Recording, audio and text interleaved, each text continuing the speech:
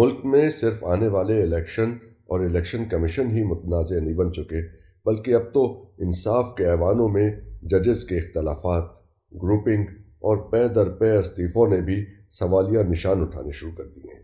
بدقسمتی سے ہماری عدالتوں میں کیس لگتے ہی پتہ چل جاتا ہے کہ کیس کا فیصلہ کیا ہوگا، فیصلہ کس کے حق میں آئے گا اور کس کے خلاف آئے گا۔ الیکشن کمیشن کا کام ملک میں شفاف الیکشن کروانا ہے اور تمام سیاسی جماعتوں کے لیے لیول فیلڈ کی فراہمی کو یقینی بنانا ہے، لیکن لگتا ہے الیکشن کمیشن کا کام صرف تحریک انصاف کو کھڈے لائن لگانا رہ گیا ہے۔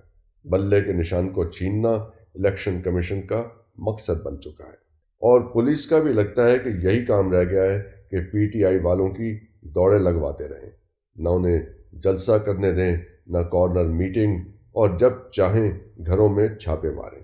آج تو حد ہی ہو گئی۔ چیئرمین پاکستان تحریک انصاف بیرسٹر گوہر، جو سپریم کورٹ میں انتخابی نشان کے کیس کے سلسلے میں موجود تھے، کارروائی کے دوران انہوں نے عدالت کو بتایا کہ ان کے گھر میں چارج ڈالے گئے، ان کے بیٹے اور بھتیجے کو مارا گیا اور سارے کاغذات لے کر چلتے بنے۔ یہ کہہ کر وہ سپریم کورٹ سے چلے گئے، اور رپورٹ کے مطابق چیف جسٹس قاضی فائز عیسیٰ نے ایڈیشنل اٹارنی جنرل کو مخاطب کرتے ہوئے کہا، ایسا کچھ نہیں ہونا چاہیے تھا، اگر ایسا ہوا ہے تو اس معاملے کو ذرا دیکھیں۔ انہوں نے کیا دیکھنا ہے؟ ادھر پولیس کا موقف سامنے آیا ہے کہ بیرسٹر گوہر کے گھر پر چھاپا غلط فہمی کی بنا پہ مارا گیا، اشتہاریوں کی گرفتاری کے لیے چھاپے مارے جا رہے تھے۔ اب ان حالات میں کیا انصاف ہوگا، کیا الیکشن ہوں گے اور کیا نتائج نکلیں گے؟ اس سے تو بہتر ہے کہ نواز شریف کو ڈائریکٹ وزیر اعظم بھرتی کر دیں اور یہ الیکشن کا سلسلہ ہی بند کریں۔ جس طرح جج بھرتی ہوتے ہیں،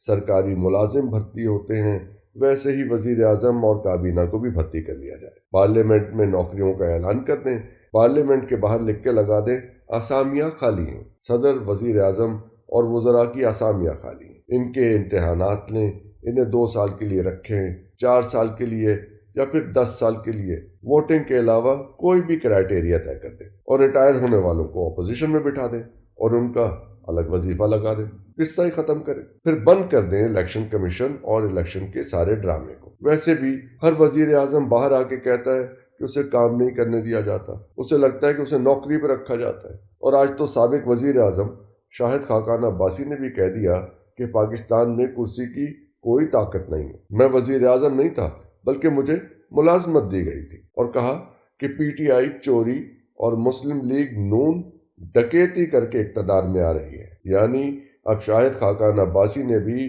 میاں صاحب کو صاف صاف ڈکیت کہہ دیا ہے۔ اس کے بعد تو بات ہی ختم ہو گئی۔ کل جب سپریم کورٹ نے نواز شریف کو گاڈ فادر کہا تھا تو بہت شور مچ رہا تھا، اب تو خود میاں صاحب کی پارٹی کا سینئر ترین لیڈر کھول کر کہہ رہا ہے کہ مسلم لیگ ڈکیتی کر رہی ہے۔ تو آپ بتائیں، ڈکیتی کرنے والی پارٹی کو کیا نام دیا جائے، چھوٹا ڈکیت یا بڑا ڈکیت؟ خیر، اب یہ فیصلہ تو نون لیگ نے کرنا ہے، مگر اس میں عوام تو کہیں بھی نہیں۔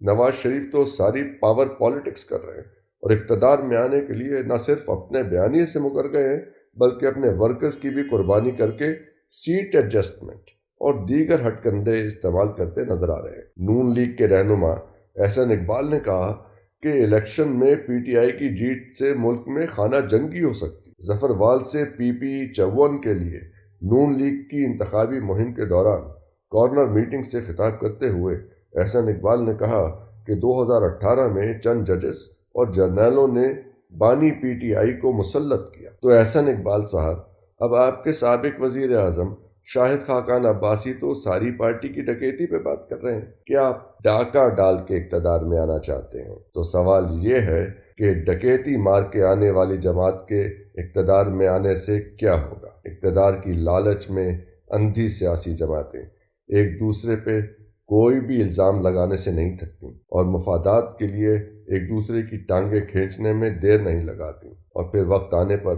ایک دوسرے کی اتحادی بھی بن جاتی ہیں۔ اس کی بہترین مثال پی ڈی ایم کی حکومت ہے۔ باقی رہی بات انٹرا پارٹی الیکشن کی، تو ہم پہلے بھی کہہ چکے ہیں کہ جماعت اسلامی ہی واحد جماعت ہے جہاں شفاف الیکشن ہوتے ہیں۔ اگر شفاف الیکشن کو ہی معیار بنانا ہے تو پھر نون لیگ، پیپلز پارٹی، JUIF سے بھی انتخابی نشان چھین لینے چاہیے، کیونکہ اگر ان سیاسی جماعتوں میں شفاف الیکشن ہو گئے تو پھر موروثیت کا تو خاتمہ ہو جائے گا۔ نہ بلاول چیئرمین رہیں گے، نہ نواز شریف، شہباز شریف اور مریم کو عہدے ملیں گے، اور نہ ہی مولانا کے پاس JUIF کی صدارت رہے گی۔ تو پھر چیف جسٹس سپریم کورٹ قاضی فائز عیسیٰ اگر حقیقی جمہوریت کی بنیاد ڈالنا چاہتے ہیں تو الیکشن سے پہلے تمام سیاسی جماعتوں کی اپنی نگرانی میں انٹرا پارٹی الیکشن کروا لیں۔ ایک تو جمہوریت کی بنیاد پڑ جائے گی، اور پھر دودھ کا دودھ اور پانی کا پانی بھی ہو جائے گا، ورنہ یہ سلسلہ تو ایسے ہی چلتا رہے گا۔ صرف پاکستان تحریک انصاف پر جمہوریت کے تمام تقاضے پورے کرنے کے حکم چلانے سے جمہوریت نہیں آ سکتی۔ معیار سب کے لیے ایک جیسے ہونے چاہیے۔